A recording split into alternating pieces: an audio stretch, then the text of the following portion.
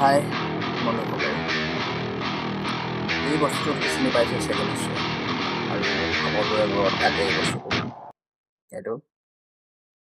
এইটোক লৈ আপোনালোকক কৈছোঁ। এইটো কিছুমানে এই তলেদি ইয়াৰ পৰা এনেকৈ পানীটো পৰি থাকিলে কি কয়, বেয়া হ'ল বুলি ভাবি পেলাই দিয়ে।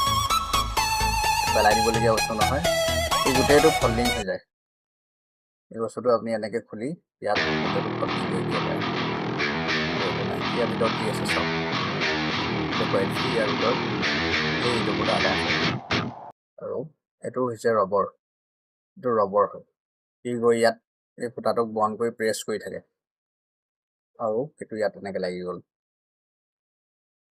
আৰু যেতিয়া এইফালেদি পানী টুপটুপকৈ পৰে, এই বস্তুটো কেতিয়াও আপোনালোকে পেলাই নিদিব। কিছুমান মানুহে আমাৰ এইটো বেয়া হ'ল বুলি ভাবি নতুন নিবলৈ আহে, এইটো পেলাই দিবলৈ দৰকাৰ নাই।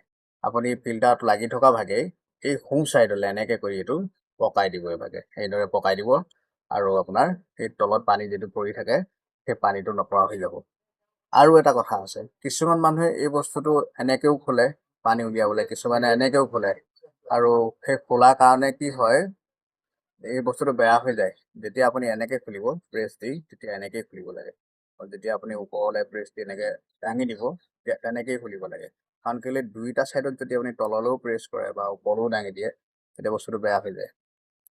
গতিকে যদি আপোনালোকৰ ঘৰত আছে, সদায় সেনেকৈ দাঙি পানী খুলিলে সেনেকৈ দাঙি খুলিব। যদি তললৈ প্ৰেছ দি খোলে, তেতিয়া তললৈ প্ৰেছ দি খুলিব, আপোনাৰ বস্তুটো ভাল হৈ থাকিব।